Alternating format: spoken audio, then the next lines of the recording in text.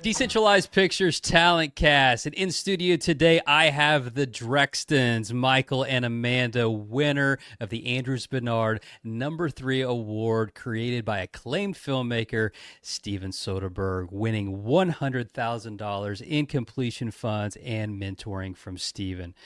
For this award, those funds were necessary to complete the second half of production, including post, reshoots, and P&A. Drextons, welcome to the Talent Cast. Thanks for having us. Thank you so much for having us. We're so excited.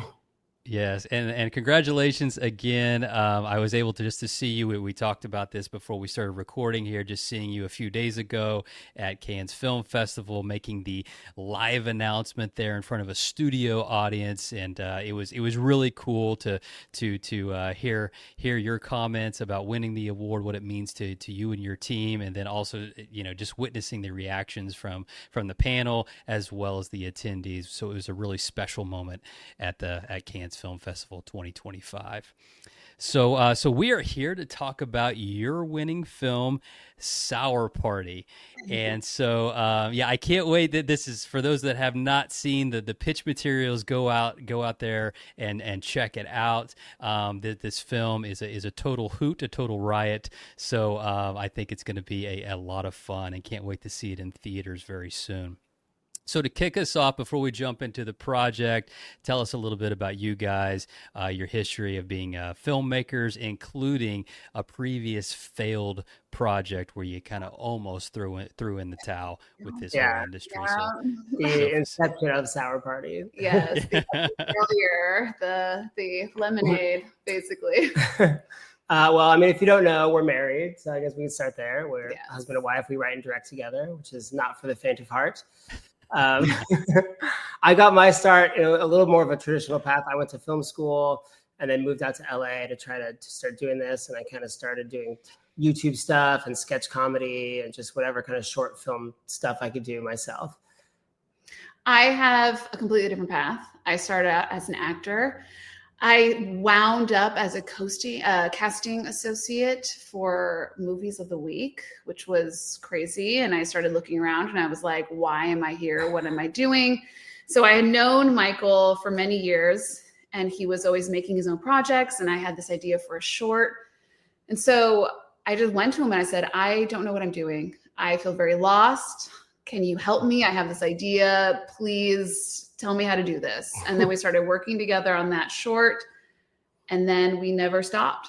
Yeah. The writing just clicked. We were, we're in each other's minds already. And so, then one thing led to another, a bunch of short films later, and we thought we've got to make a feature. Yes. Mm-hmm. And then, that led to the failed project that we can mention. What was supposed to be our first feature was actually a documentary. And we won't name names, but we...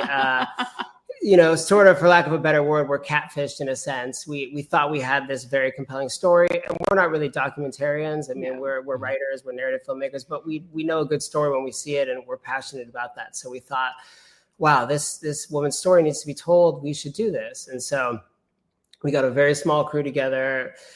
We got whatever money we had together, and we flew to New York to try and do this documentary. We were supposed to stay with this person for 2 weeks and document their lives.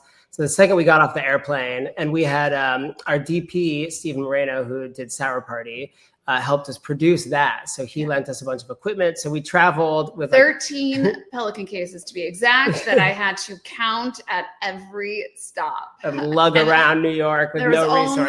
There was only 3 of us. It was us, Yikes. then our friend and cinematographer. So the minute we step off the plane, I get a text as soon as my phone comes out of airplane mode saying, like, the documentary's off. You can't stay here anymore. Don't come. We've been playing this for months. And we were like, oh my God. So we spent a week bouncing around different hotels, bleeding money and trying to convince this woman to still let us come.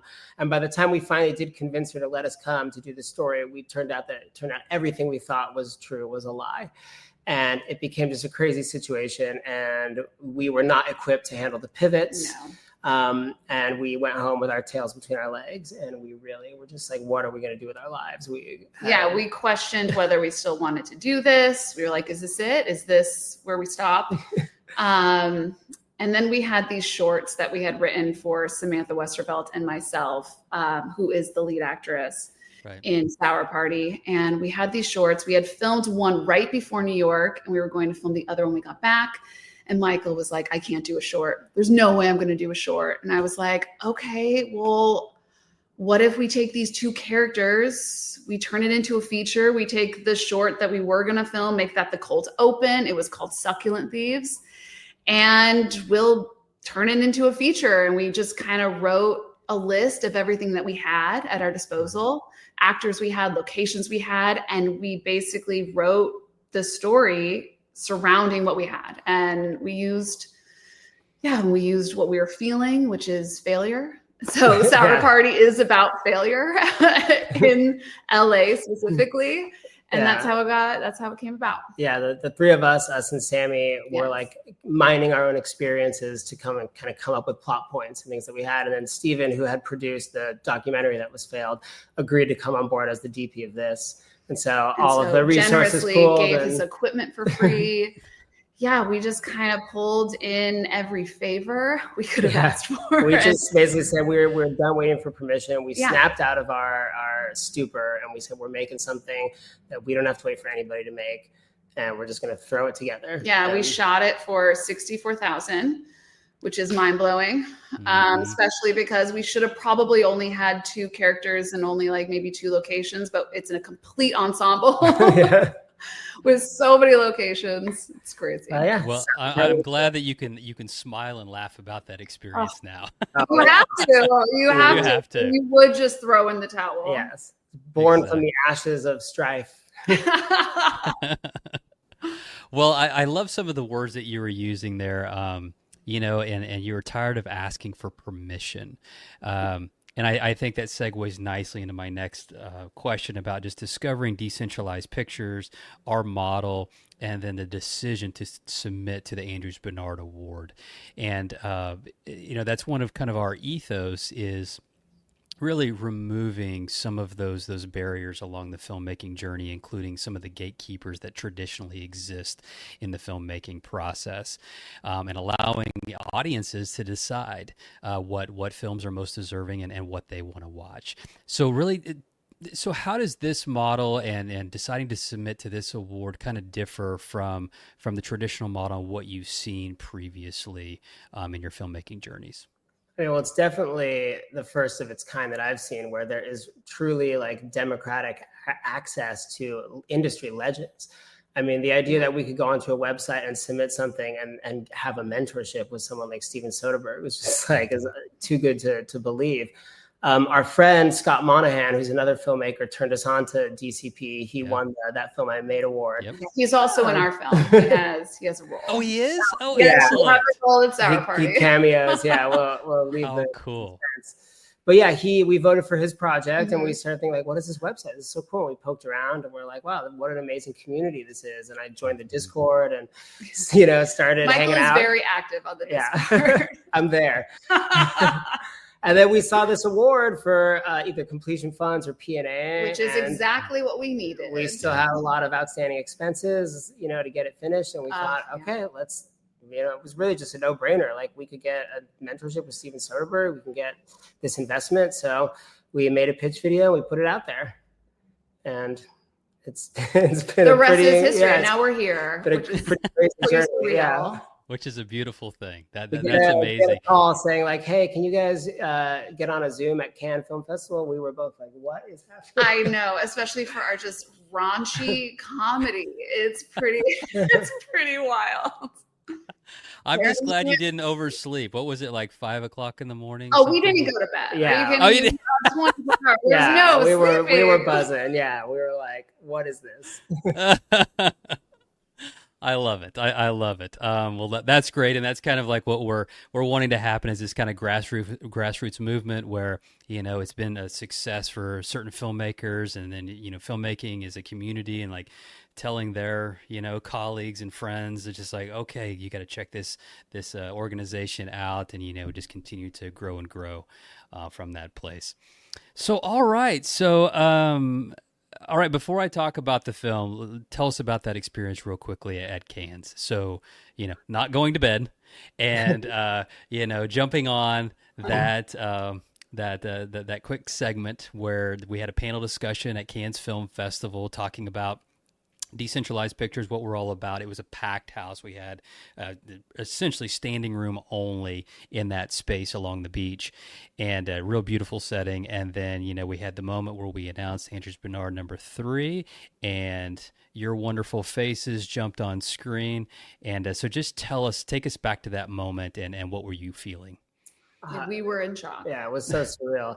I mean, first we get on this thing and all we were just like seeing the screen of like the most beautiful scenery I've ever seen, like the French Riviera, we mega see the yachts. yachts. We see just, yeah. And then we're getting phone calls from like technicians in France who like did not speak that much English, trying to get us to like get this thing to work. And we were like, oh my God, what is I know. that? And we're just both apologizing to each other. Like they're apologizing to us. We're apologizing to them. It's just like, no, I'm supposed to know. I know it's hard. We're trying to communicate. It was funny. And then before we know it, we're just sitting there. There's Roman Coppola saying, I'm going to talk about Sour Party. And I mean, just hearing the word Sour Party come out of Roman Coppola's mouth was wild. And then we got on and it was just incredible to learn that we had won this. And yeah, there really just aren't words. It really just is like so unbelievably exciting. Yeah, we initially thought someone was playing a trick on us. We're like, it's not real till we're up on the screen, right? Like we're thinking, no, they're gonna. we don't want to give any spoilers away, but there are some crazy, crazy scenarios in this film that we would not expect, you know, the people at Cannes to be responding to. But exactly. Here we are, and it's incredible. Awesome. Well, it was a great, I know it was an amazing experience for you. It was an amazing experience for us as well.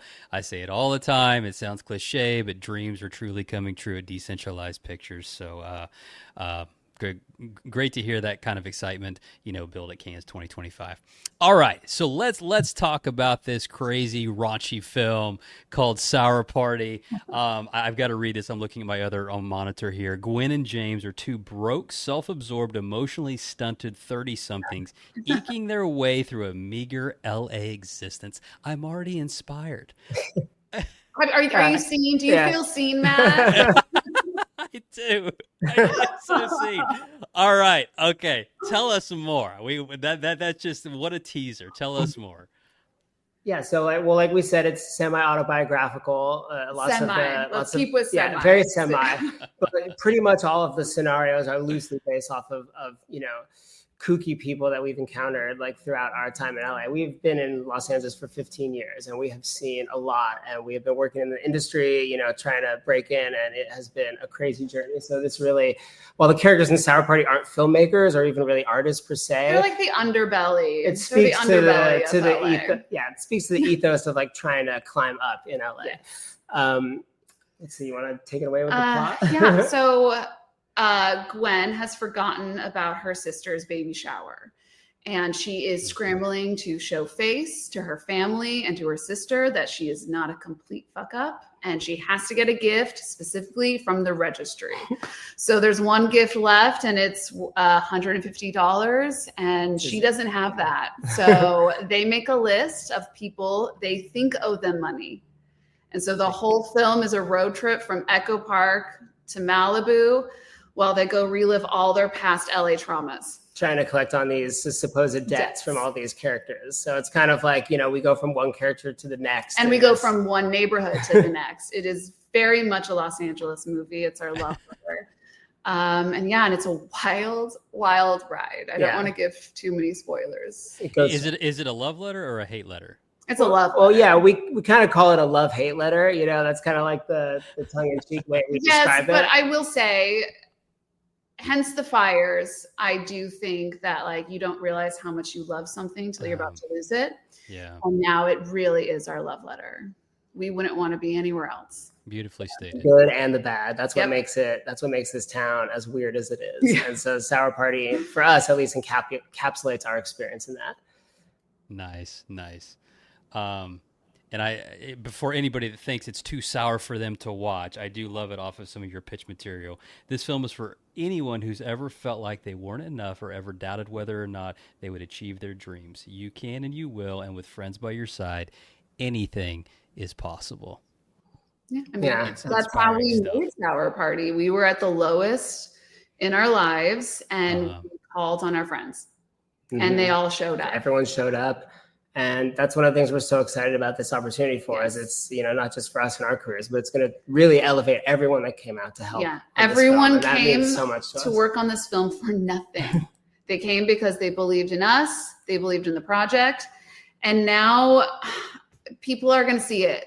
And I'm so excited about that. Yeah. It's not just going to be thrown on a streamer and buried, because that's kind of what happens to films at our level. It's very hard to break through when you don't have the marketing, the star power. And now we have a chance for it to be up there, and people are going to watch it, and people are going to find it, and everyone who worked on it, their work will be seen. Absolutely. All right. So $100,000 is coming your way.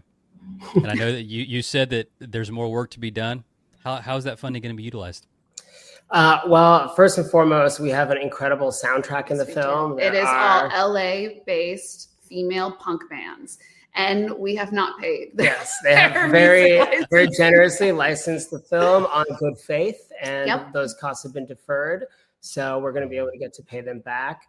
And then there's there's so much minutia of legal fees and insurance and this and that, and just so many outstanding things we didn't know about making a feature, that we were like, we're just going to make it. That's what we do. We make things. And then all of a sudden we got it in the can, we edit it. And then all of a sudden we're like, what's E&O? What's this?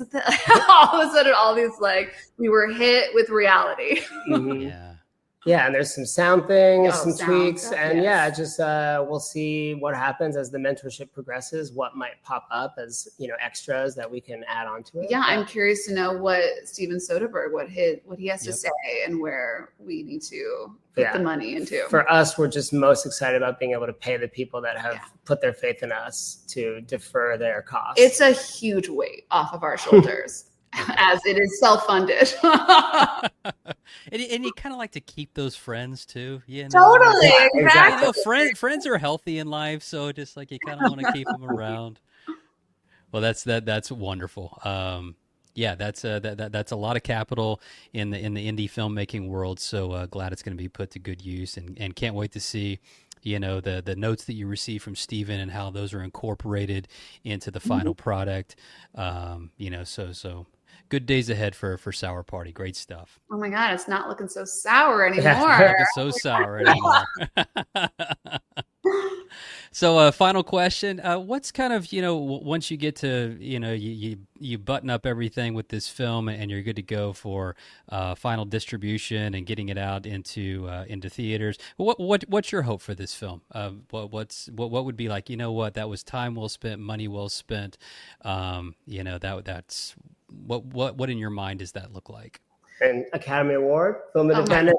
We'll go as far as it can go. Let's shoot for the stars here.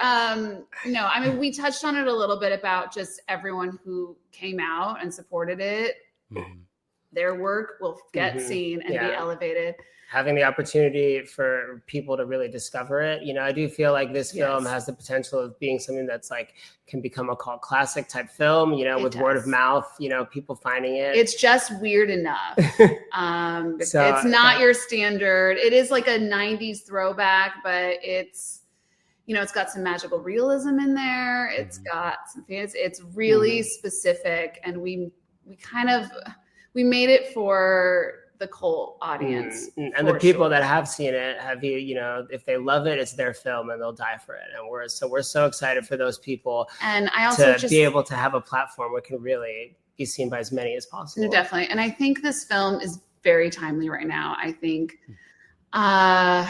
just with the struggles, the economy, people in LA, how hard it is to make a living in this town. And that's kind of what this is about. And I just think people will be seen. People will feel it. People will see themselves in these girls. If you've ever had, we were worried when we wrote it. We're like, is it just going to be an LA movie? Are people only in LA going to love it? But no, I just think if you've ever had a dream and you ever went for it, I think you'll feel the sour. Our hopes is for just as many people as possible to discover it. Yes. And I think that we really have a real shot at that now. And I should add, it is 100% shot in LA. Mm-hmm. We did it all on location here, and I think it's so important to try to bring as much production back to LA as possible right now. Sure. And yeah, it's shot on location. We're very passionate about that. Not a lot of permits. We stole a lot of shots. We really discovered that if you have to have the right size crew. Like if you have a cart and you just have enough crew people, they just assume you have a permit. They're like, they had to have a permit. It's like there's a steady cam there. They don't ask you. It's like, unless you're filming on the PCH, no, then you will get a ticket and you will have to go to court. And we did. And we did. Oh, awesome stuff, you guys. Really enjoyed this interview. Well, shoot, congratulations again. Congratulations to you, your entire team. I know it's been a journey already, so to have this support, you know, capital is great. Having mentorship from someone like Steven Soderbergh isn't too bad either. So congratulations. The previous two films have done great things, and I'm sure that Sour Party will follow in their footsteps and be just as successful. So thanks again, guys, for being on the Talent Cast today. For those of you just discovering Decentralized Pictures, maybe it's through like word of mouth with kind of what happened here with the Drextons. Check us out. Jump into our Discord. Go on to decentralized.pictures. See our mission statement, our values. See what we're all about. There will be some more awards posted out to the platform very soon. So be sure and jump into the platform and be an active participant in the community. So guys, thank you, Amanda, Michael. Appreciate your time. Congratulations again. All the best to you and to Sour Party. Thank you. Thanks for having us. This is great. Bye, guys.